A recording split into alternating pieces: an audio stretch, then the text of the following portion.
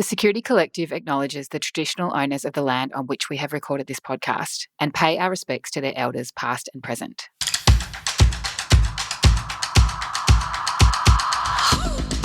The Security Collective podcast is recorded and shared with you in partnership with LastPass, the leading password manager. LastPass enables companies of every size with the tools necessary to secure and centralise control of employee passwords and apps. You can learn more about LastPass at lastpass.com.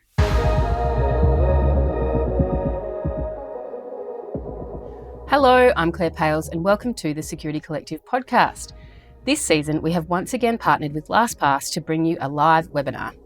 We were talking about supply chain risk during season 10. As is often the case, the live recording was too big for one episode, so this week we're bringing you part 2 of my live chat with Alla Valente and Vijay Krishnan.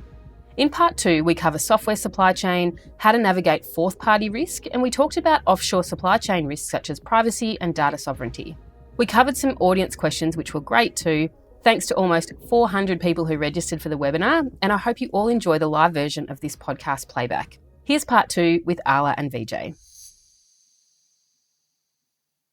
If we think about supply chain security in terms of welcoming another organisation in who might be developing an application for us or developing code, and they say, hand on heart, we have secure coding practices. So this future-proofing of having a third party who's going to develop something for you to then put your crown jewels into, what evidence are you looking for from a third party who is claiming secure coding practices, but you've got kind of nothing to audit yet?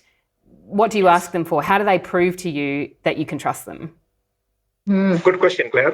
Let me try to answer that. There may be a lot of benefits from outsourcing software development, right? As you know, getting highly skilled developers is hard. If an organization such as us is purely focused on financial services, you don't have to have, massive development teams to develop code for us. So it's best to outsource software development. But we should also know there are some inherent risks by doing so. To mitigate against the risk and ensure they deliver secure code consistently, it is prudent on us to ensure they follow safe practices. Some of the examples I would look for is we need to ensure they incorporate security into every phase of the software development cycle. Right? We need to ensure that. They need to bake security during inception of the code and not as an afterthought. You got to ask questions on that. We need to make sure that they employ some sort of a application security testing, static testing or dynamic testing to look for software vulnerabilities as they develop the code, not after the end of the cycle. We also need to ensure they document the code for us so we can trace back if there are any issues. Also, I would look for whether they follow any established software development frameworks like the NIST Secure Software Development Framework, or even follow the OAPS principles. Most of the web application vendors follow the OAPS principles. Very, very good in terms of setting the foundations for security when we develop codes. We also have to ensure they store the code in a secure, restricted access repositories. As you know, some of the recent breaches are because the code has been exfiltrated and they found vulnerabilities in the code and they inject the code back into the organization to create vulnerabilities. So you need to ensure that the code is secure and restricted.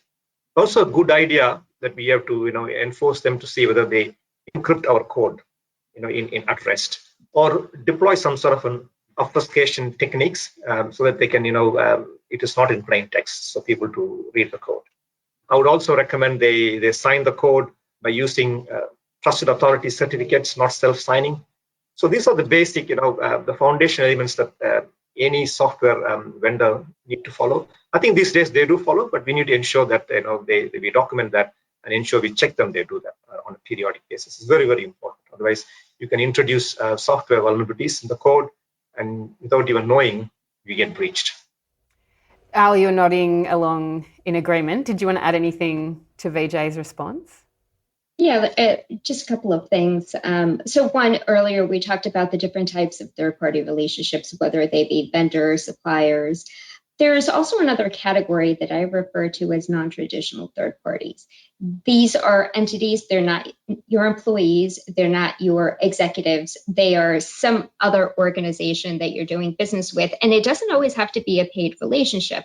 For example, a non-traditional third party could be perhaps an audit firm that is on retainer, or an outsourced legal firm, if they have some sort of data breach, certainly your data is exposed and that's third-party risk. But one of the other categories that we seem to be talking a lot about these days is open source.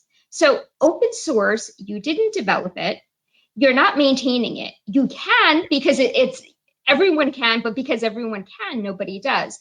And even commercially acquired software tends to have at least 50%, if not more, open source code inside of their commercially developed product. So what I would say is, as a best practice, also ask for a software bill of materials.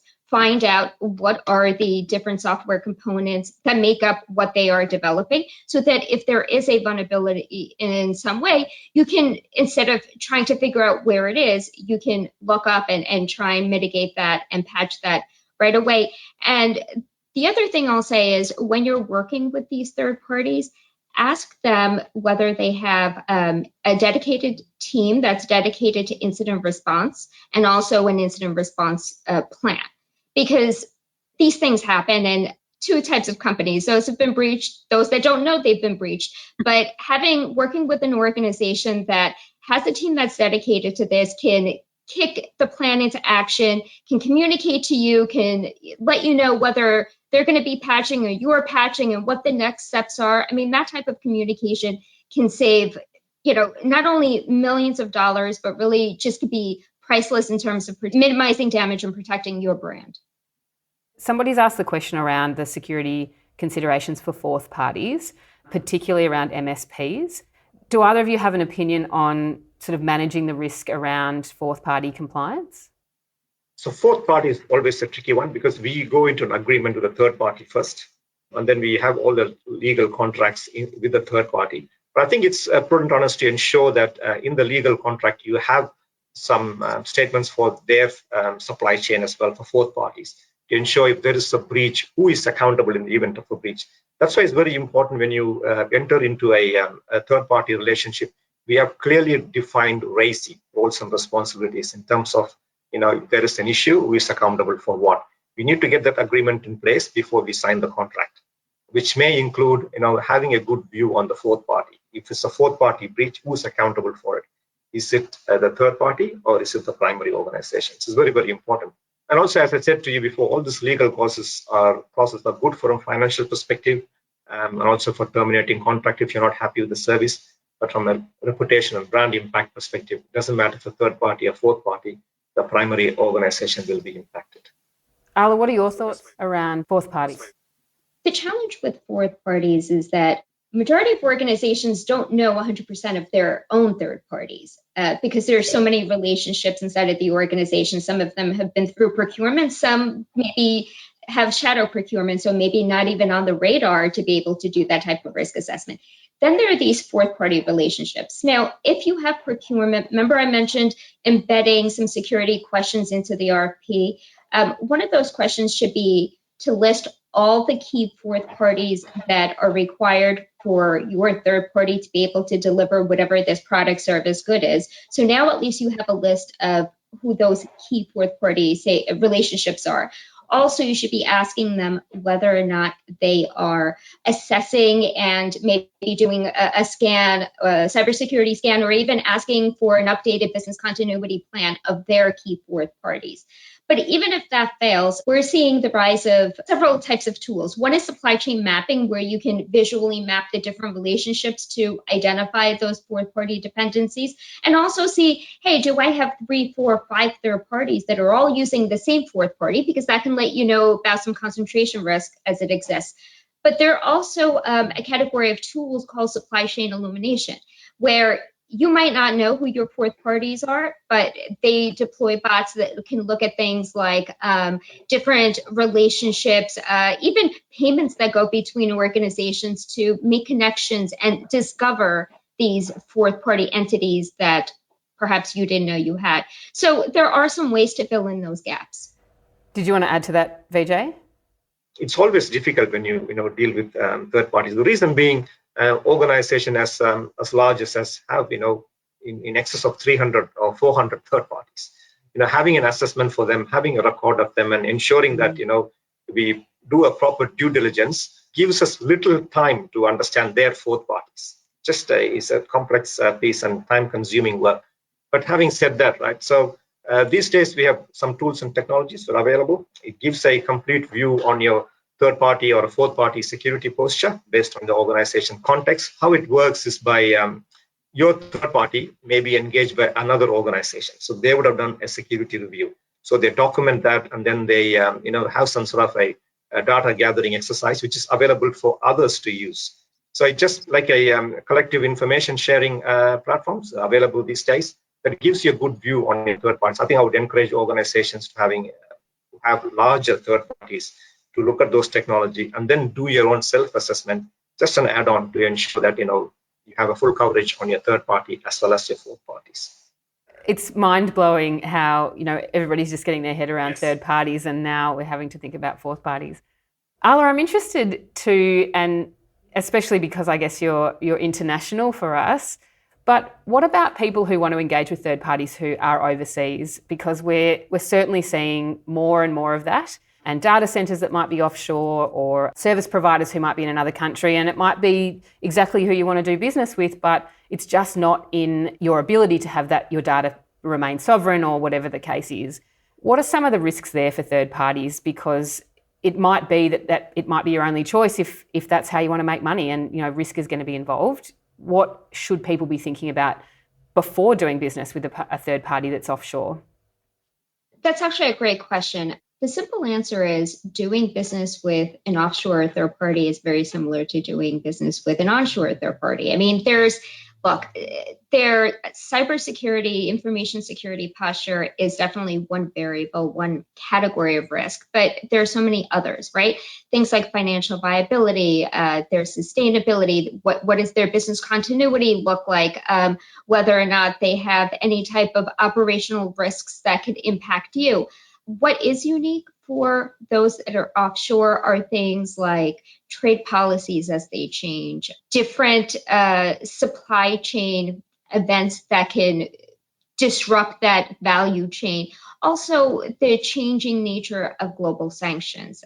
You work with an international organization, maybe you don't realize what their beneficial ownership structure looks like, and all of a sudden now you find that they are on a sanction list.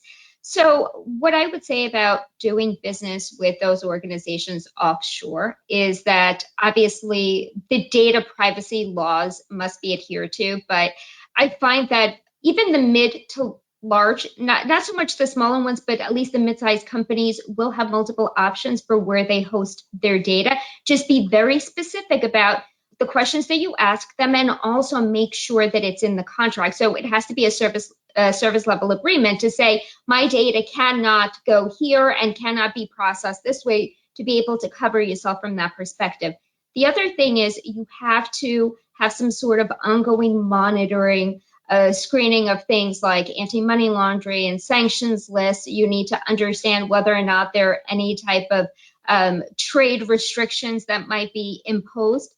But something that we've seen come out of this pandemic and just the disruption of all third-party ecosystems and supply chains is that the size of the third-party ecosystem is growing exponentially. In fact, organizations are working with double the amount of third parties. And it's not because they're looking to, let's say, buffer from these global geopolitical risks. It's for their own resilience, right? Because if one entity gets caught up or is unable to deliver, they're looking to expand their supply chain into this just in case, to make sure that they're promoting resilience and buffering for any type of operational challenges that come up. That means they're going to have more third parties to work with. That means there's going to be a number of them that are international. Just following best practices, to your point earlier, rather than minimum compliance, go for the best practice. And, if there's some sort of challenge with one supplier, hopefully you will have two or maybe more that provide the same service or the same category that you can lean into. Vijay, what are your thoughts on offshore suppliers? It depends on the data sovereignty requirements of the organization, right? There are clearly specified requirements for us at UniSuper. There are certain countries that we can't host our data. right? That's number one requirement. So you need to ensure that we have strong contracts in place and also do a proper due diligence on the third-party organization to ensure that our data resides somewhere in the locations which is approved. Not only that, so we may host the data in the locations we prefer, but the organization's resources may be offshore. They would access the data from offshore. So what are the legal implications of for doing that? And what are the applicable laws if something goes wrong? Some of the things that the legal teams and the procurement teams have to be heavily involved with, more than the security requirements in terms of ensuring that we meet the organization's requirements and rules gets important.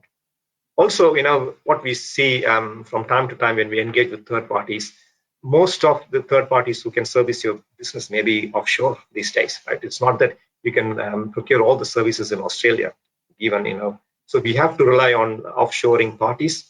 So the best simple method we follow is to engage with a larger size third party, for example, like Microsoft or Salesforce, and then to gain confidence to ensure that we assume and we take for granted their security settings are good, and then they follow our requirements.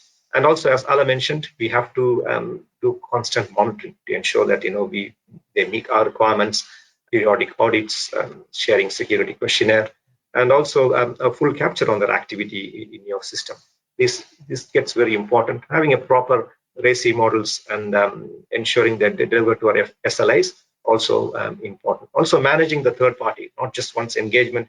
We should have a quarterly or periodic business review with the third party to ensure that they follow our processes and then to also ensure our systems and data are safe. I've got a couple of questions from the audience, and one of them relates back to what you were just talking about, Vijay, around bigger vendors and selecting bigger vendors. Is there any insights from either of you around the challenges that you get presented with by dealing with those big vendors because you can't negotiate the contracts, you can't just pen test Salesforce? How do we navigate around that when we're sort of at the whim of these bigger organizations? In fact, I just wrapped up some research on this specific topic, talking more broadly about concentration risk, right? So now you have these much larger vendors who are either own the market or maybe it's a very sort of duopolistic market.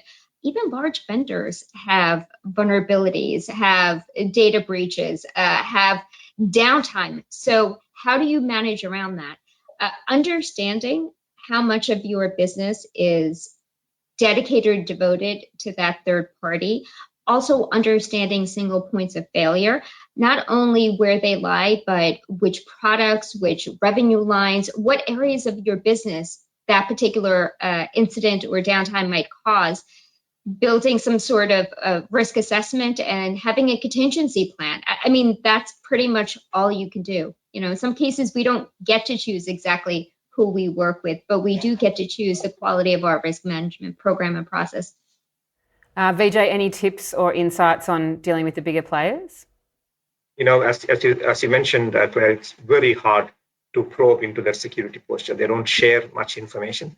But then what we can do from an organization perspective to ensure, it all depends on how we engage with the third party, what sort of configuration we follow to ensure our data is safe. So they provide limitless options, the third parties like Salesforce or even Microsoft, to ensure our data is safe. They provide good visibility. So it depends on the skills and the capability of the parent organization to ensure that we configure them correctly, to monitor them correctly, we get the logs back to your own systems, and we, exception alerting. All that is possible. So that's the steps I would like to follow. I like to, take care of what I can do. I can manage, in terms of configuration, monitoring, and then the visibility and the options the third parties provide. That I would like to probe further and use them to ensure that our security of systems are safe. That's the only way we could do it because, they would not share much information. The next question from the audience is around liability, and my thinking is you're probably both going to talk about putting something in the contract, but if you have a breach with a third party, the question from the audience, who is liable? Is it the primary party or the third party supplier to compensate a customer in the case of a third party breach? Is it, in your case, Vijay, is it UniSuper or is it in one of your third parties? Who would you say is liable? I think from a tricky question to answer, it depends on the on the contract and the legal clauses we have with the third party and what we can hold them to be liable for. I think it's very important that we have a proper RACI model and understand the obligations of each other before we engage the third party, so we can exactly know who is accountable for the breach. That would be the place I would start. Have a clear RACI, have a proper documented SLA, and where the RACI clearly specifies who's accountable for what component of the breach. Also, I would encourage bigger third parties to have some sort of a incident response plan, as Alla mentioned. We need to practice the incident response plan to the third party to ensure we limit the damage. Right? Not often when there's a third party breach, it means that all your data is exfiltrated. There'll be some symptoms, and then having a proper incident response plan will limit the damage for the third party or the parent organization. But having said that, the regulators like APRA clearly specify that if your member information is breached, it's the parent organization who is accountable. So we can't, just because we outsource, we can't outsource the accountability. So we are still accountable. Maybe from a financial perspective, we can recover costs from a third party, but in terms of reputation and damage, we can never do that. So you've got to be really careful in your legal clauses. Make sure you understand your risks and get the senior stakeholders engaged. And then there's an element of acceptance of risks as well here. Alla, did you have anything to add about liability, whether or not it's the first party or the third party? In terms of liability, a trend that we're seeing is that more large customers are asking specific third parties, especially if they're critical to their operations or to their firm, to get specific cyber insurance policies that name them as the sole beneficiary. So we have these first-party cyber insurance policies, and now we're also seeing third-party cyber insurance policies. Now, we know this market has more supply, or rather more demand than we have supply, so those aren't going to be easy to get. But asking for a policy such as that can at least shield some of the financial costs. I completely agree with Vijay. Reputationally, it's going to be more about what you did to, once you identified it, how you're able to respond, whether you communicate clearly with those impacted.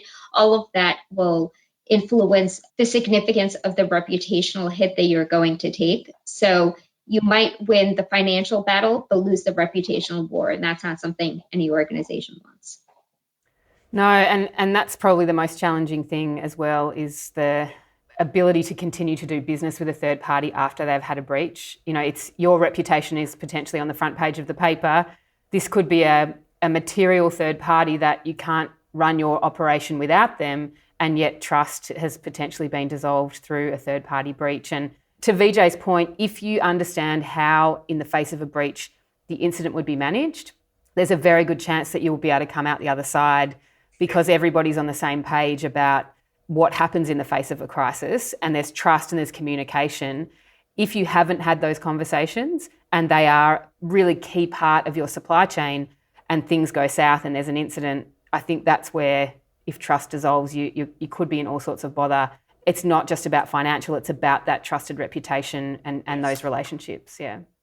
But the good news, though, is that as consumers, we've all been a victim of a breach. In fact, probably multiple breaches. Even as professionals, our businesses have worked with third parties that have experienced a breach. So there is some tolerance. It's not like, oh my goodness, this company got breached. I mean, certainly not the way it was, 5 years ago, 10 years ago.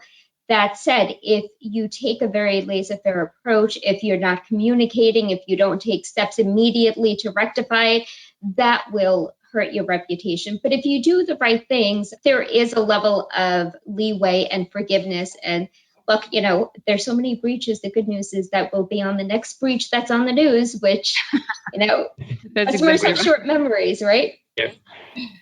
Vijay, thanks for your time. And Alla, thank you for staying up late for us all the way from New York City. Thanks, everybody. Cheers. Thank you. Bye-bye. Bye, everyone. Bye. Well, that's a wrap from our live webinar recording part 2. If you enjoyed the perspectives of today's guests, we have more of their insights to share. For Vijay, head to our back catalogue to episode 48. And for Alla, I'm thrilled to be heading over to meet her next week to interview her in person for the podcast. If you have questions you're keen for me to ask her about third-party risk or GRC, please head to thesecuritycollective.com and contact us. You will be able to hear Alla's responses in our upcoming episode 104. Thank you, and I'll see you next time. The Security Collective podcast is recorded and shared with you in partnership with LastPass, the leading password manager. LastPass enables companies of every size with the tools necessary to secure and centralise control of employee passwords and apps. You can learn more about LastPass at lastpass.com.